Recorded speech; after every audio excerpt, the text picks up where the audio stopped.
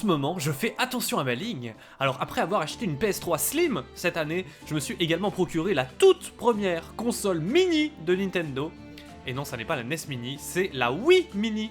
Je l'ai eu à 36€ complète en boîte après négociation, plus les frais de port. Alors il y a intérêt que cette vidéo fasse au moins 30 000 vues et qu'elle soit pas démonétisée si je veux rentabiliser cet achat idiot. Mais non, vous savez que je ne fais pas ça pour l'argent, sinon ça fait 15 ans que j'aurais arrêté. Si je continue, c'est par pure passion des cadavres.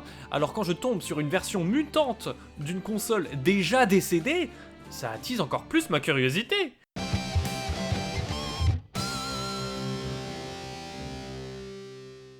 Vous connaissez tous la Wii normale, mais franchement, qui a eu la Wii Mini? Sortie en fin de vie, et encore parler de vie, c'est un peu gros. Elle est d'abord sortie en décembre 2012 au Canada, puis dans le reste de l'Occident courant 2013. Donc la Wii U était déjà dispo, et pourtant Nintendo te sort une nouvelle itération d'une console sur laquelle ils sortent déjà plus aucun jeu. Je vois que l'amour des consoles mortes ne s'arrête pas qu'aux youtubeurs français, même les employés japonais étaient touchés il y a 10 ans. Et pourtant Nintendo ne l'a pas sorti au Japon, seulement en Amérique et en Europe. Y a-t-il de quoi être fier?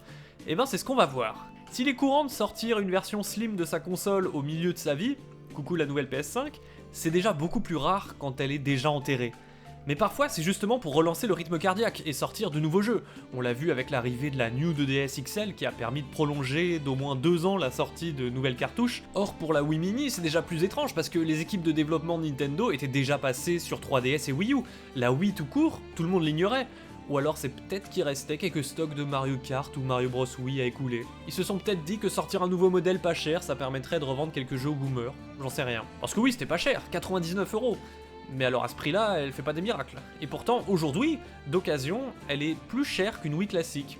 Mais pas de beaucoup. Une Wii, ça gravite autour des 30€ en boîte, alors qu'une Wii Mini, c'est plutôt 50. Parce que si j'en crois Wikipédia, elle s'est vendue qu'à 100 000 exemplaires. Ce qui est ridicule par rapport aux 100 millions de la version originale. Le concept de la Wii Mini, c'est que c'est juste une console qui permet de lancer des disques Wii. C'est tout. Il n'y a pas de rétrocompatibilité GameCube, il n'y a pas de connectivité Wi-Fi. Bon, aujourd'hui, balèque, vu que les serveurs online et la boutique sont fermés. Et la Wii, c'est pas une Xbox Series, il n'y avait pas d'update sur les jeux, tu mettais le disque, ça marchait direct. Mais par exemple, si t'as le fameux bug de sauvegarde sur Zelda Skyward Sword, ben t'es niqué. Enfin, pas tout à fait. Selon Wikipédia, à l'époque, fallait envoyer sa console à Nintendo et eux te réparaient manuellement ta save. Un peu comme quand t'envoies tes Joy-Con aujourd'hui. Et pour couronner le tout, il y a même plus de port carte SD, donc tu peux même plus la hacker. Enfin si, il y a des options, mais il faut avoir fait ingénieur bac+12. Donc il lui reste quoi à cette Wii de clochard? Eh ben une proposition épurée, elle lit tous les jeux Wii quand même, donc c'est pas rien, et surtout elle a un design complètement original. Et c'est ça le plus important. Jusqu'à ce que la console soit allumée, t'as pas l'impression de posséder une Wii. Elle a eu un rebranding complet. C'est d'ailleurs très rare qu'une nouvelle version d'une console soit si différente visuellement de sa grande sœur. Bye bye le blanc ou le monocouleur, là on a une machine. Donc ça rappelle déjà plus le code couleur de Nintendo d'aujourd'hui que pendant la période Wii et Wii U. Regardez, ma Wiimote va maintenant trop bien avec ma manette Pro Xenoblade. Et il y a plus de manche disque, elle s'ouvre par le haut comme une console rétro. Et en fin de compte, c'est peut-être la toute dernière console rétro dans l'âme. Rendez-vous compte, en 2013, année de sortie de la Xbox One et PS4, une machine qui se branche uniquement en composite, avec aucune sortie HD possible. Résultat, c'est encore sur un tube cathodique que ça rend le mieux. D'un côté c'est honteux, et d'un autre c'est charmant de redécouvrir la ludothèque Wii comme ça. Mais donc forcément c'est destiné à une toute petite niche de N-sex, dont je fais bien sûr partie. Alors j'irai jamais la conseiller à un joueur normal. Si t'es normal, prends une Wii normale. Elle peut faire beaucoup plus de choses pour moins cher. Et quitte à payer plus cher, autant se prendre directement une Wii U, pour avoir en bonus la connectique HDMI par défaut, le mode portable sur la mablette, la console virtuelle Nintendo DS, et surtout, toute la ludothèque Wii U quoi. Voilà, c'est la fin de la vidéo, vous savez tout, vous pouvez vous barrer. Et pour ceux qui voudraient éventuellement rester, j'ai quelques jeux à vous présenter. Parce que oui, je sais qu'il y a des visionneurs qui me visionnent, et qui en ont un peu marre quand je présente plein de jeux à la suite. Ils aimeraient juste que je parle du hardware pendant 20 minutes. Alors j'essaie de varier pour pas vous ennuyer, mais au final je reste un fan de jeux vidéo. Avant d'être un fan de consoles mortes de jeux vidéo. Mes vidéos, c'est pas des documentaires, c'est pas des exposés Wikipédia, c'est du partage d'expérience. Je vous parle de certaines machines parce que j'y ai joué. Et donc c'est logique que j'ai envie de consacrer un moment pour parler des jeux auxquels j'ai concrètement joué dessus. Vous êtes prévenus, partez ou restez, au moins maintenant, vous savez ce qui vous attend. On va commencer par un jeu de lancement très connu qui exploitait vraiment la Wiimote. Wii Play. Le jeu qui faisait rêver personne, mais comme il était vendu avec une Wiimote, bah c'était rentable. Si t'avais déjà prévu de t'acheter une deuxième manette, Wii Play revenait qu'à 10€. Et je pense que quand tu découvres la Wii, c'est LE jeu à se lancer en priorité, vu qu'en 2006, c'était la meilleure vitrine d'expérience solo ultra vanilla à faire avec une Wiimote sur des concepts très basiques, mais concrets, manette en main. Je dis pas que c'est un excellent jeu, mais c'est une bonne introduction à la Wiimote avant de passer sur des expériences un peu plus riches comme Wii Sports et WarioWare. 10€ à l'époque pour 1 heure de durée de vie en ligne droite, c'était honnête, surtout que t'as la garantie de pouvoir jouer à 2 avec la deuxième manette. Et les petits jeux ont une dimension arcade avec du scoring, donc la replay value était pas trop mal. On dirait des petits jeux mobiles dans ton salon et sans microtransactions. J'ai franchement passé un bon moment sur Wii Play quand j'y ai rejoué cette année. Sa force réside dans l'efficacité de sa simplicité. Mais dans une rétrospective Wii, faut se le faire en priorité, et pas après les hits de la console, parce qu'il fait pas le figure à côté. Autre jeu de lancement que j'ai pu récupérer gratuitement à mon boulot dans des vieux stocks, Monster 4x4 World Circuit. Là, on passe sur un vrai jeu, donc pas une compilation de mini-jeux. En 2006, on était très curieux d'enfin voir ce que donnerait un concept de jeu vidéo basique, comme un jeu de course, mais avec le nouveau gameplay de la Wii. Je me souviens qu'à l'époque, j'étais subjugué par chaque nouveau jeu Wii que je testais, parce que le motion gaming, ça me foutait toujours une claque. Résultat, j'en perdais mon esprit critique. Le même jeu sur GameCube, j'y aurais jamais joué, mais sur Wii, j'étais trop chaud. Enfant, je pense que Monster 4x4, il m'aurait occupé un temps. Mais aujourd'hui, obligé d'admettre que c'est de la merde. C'est moche, les tracés sont chiants, on tire la Wiimote à l'horizontale et on tourne avec le gyroscope, mais la conduite procure quasiment aucune sensation. Ce qui m'amuse par contre, c'est de me dire que c'est un des jeux de lancement, et donc qui faisait partie d'une poignée d'élus entreposés sur les étagères des magasins le jour de la sortie de la Wii. L'idée que des gens aient payé ça 50€ neuf me sidère. J'ai une fascination en fait pour tous les jeux de lancement, toutes consoles confondues.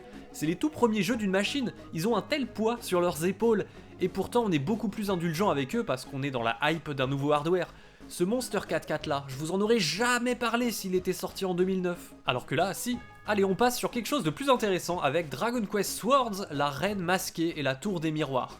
Ils ont rajouté un sous-titre comme si c'était une grosse série, mais non, il y en a eu qu'un seul de Dragon Quest Sword. Et c'est une exclue, oui, vu que c'est une sorte d'on-rail shooter mais avec une épée. Donc la Wiimote émule trop bien les actions que fait réellement ton héros dans le jeu. Et en fait, quand je vous dis que c'est le seul Dragon Quest Swords, c'est pas tout à fait vrai. Au Japon uniquement est sorti Kenshin Dragon Quest. C'était une console plug and play sur laquelle il y avait qu'un seul jeu, et c'était exactement le même concept. Avec une épée en plastique, tu frappais des monstres de l'univers Dragon Quest en faisant des gestes dans le bon sens. Je l'ai pas testé, mais en voir du gameplay sur internet, ça avait l'air hyper précis en termes de reconnaissance de mouvement pour un petit hardware de mort sorti en 2003. 3 ans avant la Wii! Mais vu que le jeu en lui-même, c'est aussi la console, c'est pas très puissant graphiquement. Donc c'est de la 2D, avec des sprites digitalisés. Mais par rapport aux possibilités de l'époque, c'est assez remarquable d'avoir pondu des visuels style Saturn, et pas juste des graphismes 8 ou 16 bits comme c'était souvent le cas pour ce genre de machine plug and play. On en oublierait presque que c'était une vidéo Wii. Dragon Quest Swords donc, c'est en quelque sorte le deuxième jeu de cette série d'action RPG au motion gaming. Mais si en 2003, le premier était sorti sur son propre hardware, c'est parce qu'aucune console permettait nativement de faire tourner un tel concept. Avec l'arrivée de la Wii, c'est enfin possible. Et c'est ça que j'aime avec le Nintendo des années 2000. Ils sortent des consoles avec des nouvelles possibilités ludiques, et donc ça fait germer des styles de jeux qui n'auraient pas été développés sur console autrement. Notamment des jeux jouables uniquement à la Wiimote. Parce que, qu'on se le dise, le Nunchuk pour Nintendo, c'est un peu une façon de renier le concept même de la Wii. C'est une façon de dire aux développeurs, si vous n'arrivez pas à créer un jeu, revenez sur des contrôles traditionnels, en branchant ce joystick, vous retrouverez un layout de boutons à peu près classique. Mais donc, en me replongeant dans cette ludothèque Wii en 2023, je me suis rendu compte que j'avais particulièrement d'affection pour les jeux qui se jouaient qu'à une main, avec qu'une Wiimote sans le Nunchuk. Parce que je trouve que c'est ceux qui jouent le plus le jeu de Nintendo, celui de proposer quelque chose d'original qui change des autres consoles. Et puis c'est toujours utile d'avoir une main de libre, n'est-ce pas? Quand comme moi t'as plusieurs dizaines de consoles de jeux, ça fait extrêmement plaisir mine de rien quand t'en as une qui te propose quelque chose de réellement différent des autres. Sans que ça soit mieux pour autant, c'est rafraîchissant. Donc bien sûr ça veut pas dire que je veux qu'aujourd'hui on continue de sortir des jeux au motion gaming. À l'époque ça avait fini par me saouler d'ailleurs que les gimmicks aient pris autant de place dans l'actualité de Nintendo. Mais aujourd'hui c'est plus dans l'actualité, c'est dans le patrimoine. et donc c'est plus facile de revenir dessus à notre époque je trouve, sans les rancœurs d'antan. Dragon Quest Swords, je l'avais pas acheté à l'époque, il était trop cher et il avait pas reçu des notes spécialement bonnes. Il était sorti tôt dans la vie de la Wii au Japon, en 2007, malheureusement il a attendu 2008 pour être localisé chez nous, et forcément entre temps d'autres jeux avaient déjà illustré ce qui était possible de faire avec une Wiimote, donc il n'y avait plus le facteur waouh, la lassitude du motion gaming étant déjà là. Mais en y jouant en 2023 pour pas un rond, j'avais aucune attente, et franchement j'ai kiffé ce mélange action-arcade, et pourtant avec une progression RPG, le tout enrichi d'un gameplay unique qui exploite réellement la Wiimote. C'est sûrement aussi parce que je suis un fanboy Dragon Quest, mais c'est devenu une de mes exclusivités Wii préférées. Tout comme Zack & Wiki, un jeu d'énigmes tout mignon, jouable lui aussi entièrement à la Wiimote. Et c'est très bien fait. Comme WarioWare, on te demande de mimer plein d'objets en la tenant dans tous les sens, et j'ai trouvé ça cool que ça soit intégré dans un vrai jeu solo et pas juste dans des compilations de mini-jeux. En voilà un autre de titre qui peut se vanter de cocher la case « vraie expérience taillée pour la Wii ». Sinon, même le level design est brillant. Il y a des énigmes hyper ingénieuses, une progression en tableau assez court, donc tout s'enchaîne très bien. Il n'y a pas de lourdeur, je trouve. C'était une super découverte cette année. Parce que oui, la moitié des jeux que je vous présente aujourd'hui, c'était des jeux que je connaissais de visu, mais que j'avais jamais testés. Donc là, c'est même pas la nostalgie qui parle. Il y a un paquet de jeux Wii, encore excellents à découvrir, même à notre époque. Endless Ocean en fait pas spécialement partie, à moins que tu sois passionné de plongée et de poissons, mais je l'inclus ici parce que lui aussi est jouable full Wiimote. Et en me renseignant sur le jeu, j'ai vu que c'était développé par le studio Arika. Figurez-vous que c'est eux qui ont fait les Tetris 99, Pac-Man 99 et Mario 35. Marrant, hein? Endless Ocean, rien à voir, c'est méga chill. La musique est très reposante et les poissons sont tout gentils. C'est plus une encyclopédie qu'un jeu vidéo parce que ludiquement tu fais pas grand chose, mais j'ai trouvé le concept original. Il y en a pas des jeux comme ça sur Next Gen. Par contre, faut être motivé pour passer plus de 3 heures dessus. Ou alors, qui sait, il fera peut-être naître en vous une vocation, celle de développer votre culture poisson. Et maintenant, une page de pub. RM6. Tagada soin, ouais, c'est le fun. Tu en as marre des vraies informations? Alors viens rejoindre le Twitter de RM, @RMRM, pour plein de fake news du jeu vidéo. Le vrai nom de Zelda? Le 98e FIFA? Le compositeur de Sonic 3? Révélez tous ces mystères en me suivant sur ce réseau de l'enfer. RM6. Il y a 2 mois, je vous ai parlé de Super Paper Mario, donc je vais pas en rajouter une couche, mais ce que je vous ai pas dit, c'est qu'à la base, c'était un jeu GameCube, qui finalement a été sorti sur Wii. Et ça se voit parce qu'il a beau avoir le mérite d'être jouable entièrement à la Wiimote aussi, ben c'est en la tenant à l'horizontale comme une manette NES, donc le motion gaming est pas vraiment exploité. Dommage du coup qu'il soit jamais sorti sur GameCube. Mais vous le savez, il y en a plusieurs des jeux GameCube qui sont bien sortis sur GameCube, et qui ont ensuite eu un portage Wii, comme par exemple la gamme Nouvelle Façon de Jouer qui a connu la ressortie des Pikmin, Metroid Prime, Donkey Kong Jungle Beat, Chibi Robot au Japon, ou encore Mario Power Tennis, que j'ai trouvé dans un cache pour pas cher, alors je me suis laissé tenter. Et tout de suite, ce qui saute aux yeux, c'est que même si la Wii et la GameCube ont une puissance équivalente, ben le style visuel Nintendo a quand même légèrement changé en quelques années. Donc cet univers Mario, il fait un poil daté par rapport à ce qu'on retrouve sur Wii au niveau des textures sur les persos. Sinon, à jouer, ça a un gameplay oui, y a pas de doute. Maintenant, ton personnage se déplace tout seul comme dans Wii Sports, et t'as juste à donner des coups de Wiimote. Tu peux quand même brancher un nunchuk si tu veux contrôler ton perso, mais non de Dieu, on est sur Wii. Alors on joue comme sur Wii, j'ai dit. Ce qui est drôle, c'est qu'à part ça, il a vraiment une saveur GameCube, et notamment dans le choix des décors tirés de Luigi's Mansion ou Mario Sunshine. Moi, ça me fait plaisir de replonger dans ces univers qui changent de ceux de la Wii. D'ailleurs, c'est ouf de se dire qu'il n'y a pas eu de vrai Mario Tennis exclusif Wii, alors qu'il y en a eu sur N64, GameCube et même Wii U. C'est qu'au fond, le Mario Tennis de la Wii, bah c'était Wii Sports. En parlant de lui, passons à Wii Sports Resort, la next-gen du motion gaming, donc fallait brancher un Wii Motion Plus. Heureusement, même si la Wii Mini est ultra cheap, ils nous ont quand même fourni une Wiimote avec le Motion Plus intégré. Ils ont pas fait les rats jusqu'au bout. Alors autant j'ai jamais vu le premier Wii Sports comme un jeu complet, étant donné qu'il était offert avec la Wii, sauf au Japon où fallait le payer séparément, autant ce Wii Sports Resort il est bien plus complet. Il y a une île charismatique à visiter librement, et une multitude d'activités nautiques qui rappelleraient presque l'ambiance de l'île Delfino. Alors forcément, elles donnent pas toute envie de s'y buter, mais elles illustrent bien ce qu'il est possible de faire avec ce Wii Motion Plus qui fait gagner la Wiimote en précision. Si tu tolères que du coup on te demande régulièrement de calibrer ta manette en la posant sur une surface plane. Ça peut péter un peu le rythme. Mes sports préférés en multi, c'est le sabre et le ping-pong, et en solo, le tir à l'arc, c'est franchement immersif. C'est la seule expérience Wii que j'ai en tête où tu tiens ta Wiimote avec la main gauche et le nunchuk avec la droite, donc c'est inversé. Il y en a d'autres des jeux comme ça?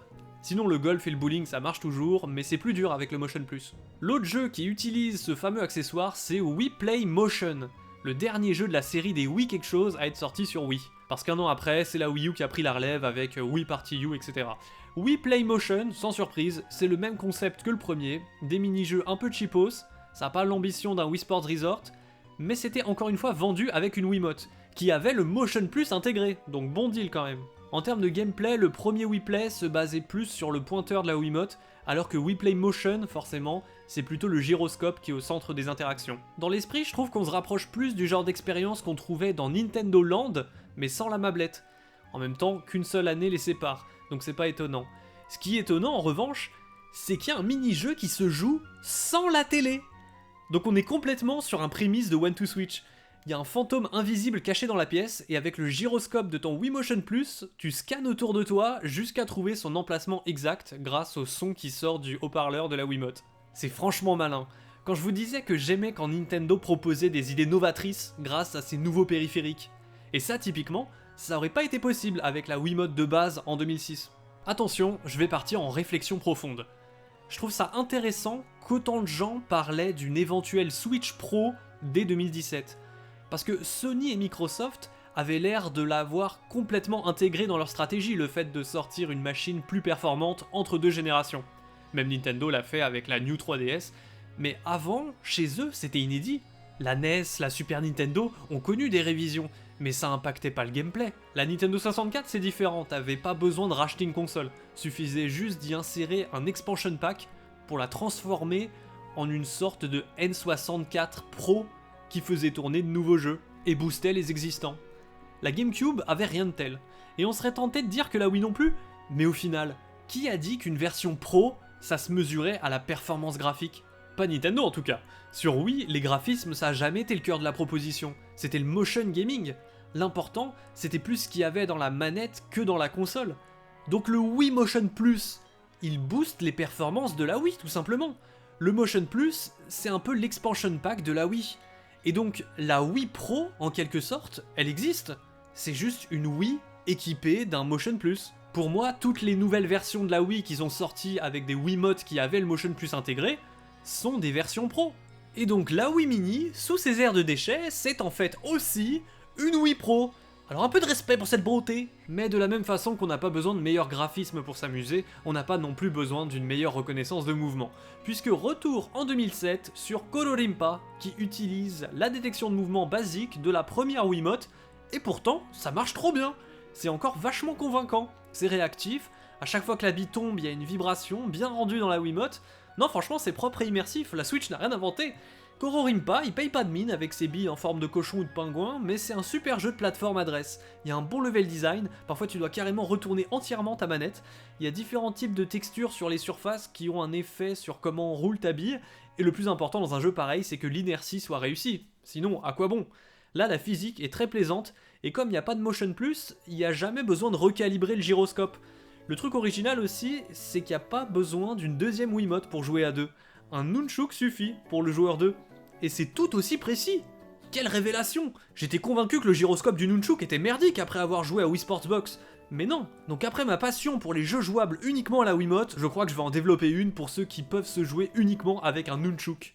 Vous savez s'il y en a d'autres, des jeux où c'est possible de jouer à deux comme ça? À part WarioWare. Colorimpa, je tenais à prendre le temps de vous le présenter parce que lui aussi, c'est une de mes exclus Wii préférées, qui se prête à merveille à son support. C'est trop amusant d'essayer de battre ses temps sur les différents niveaux pour avoir toutes les coupes en or ou récupérer tous les collectables cachés. C'est un super jeu à faire pendant que t'écoutes des podcasts.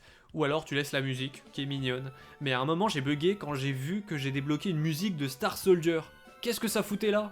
Et en fait, en me renseignant encore une fois sur internet, cette vidéo n'est pas sponsorisée par Wikipédia, j'ai vu que Colorimpa, il était développé par Hudson Soft, les équipes derrière Bomberman, Bonks et Star Soldier entre autres. Donc c'est de la bonne cam. J'espère que toutes ces présentations de jeux vous auront permis de vous rendre compte de ce que c'est que la ludothèque Wii, du moins en partie. Ok, c'est rarement du AAA narratif spectaculaire, mais ça veut pas dire que c'est pas banger dinguerie masterclass. Ratio ou pas? Ta gueule! Vous l'aurez compris, la ludothèque Wii, c'est 100% tip top, comme disent les jeunes. Mais pas besoin d'une Wii Mini pour s'en rendre compte. Enfin, sauf si vous aimez beaucoup le rouge. Le rouge m'inspire, m'énerve, m'excite, fellow coquine. J'ai envie de rouge. Dans les faits, elle a rien de plus qu'une autre Wii. Donc maintenant que je l'ai testée, je pense que je vais la revendre. Quand on y pense, c'est ouf de se dire que j'ai eu cette Wii Mini aujourd'hui pour moins cher que le prix d'une Wiimote seule neuve à l'époque. Franchement, notre époque c'est une aubaine. Foncez acheter des vieux jeux et des consoles mortes. Au fait, j'ai pu voir dans ma vidéo Wii précédente que le nombre de commentaires avait contribué à la propulser davantage en suggestions YouTube, alors qu'elle n'était pas monétisée. Donc je suis en train de réaliser à quel point c'est crucial les commentaires si je veux que ma chaîne décolle. Si vous voulez me soutenir, mettez un petit commentaire s'il vous plaît. Et répondez aux commentaires de quelqu'un d'autre au hasard. Ça marche bien ça aussi. Si vous avez pas d'inspi, dites n'importe quoi, c'est pas grave. Tout le monde comprendra. Merci.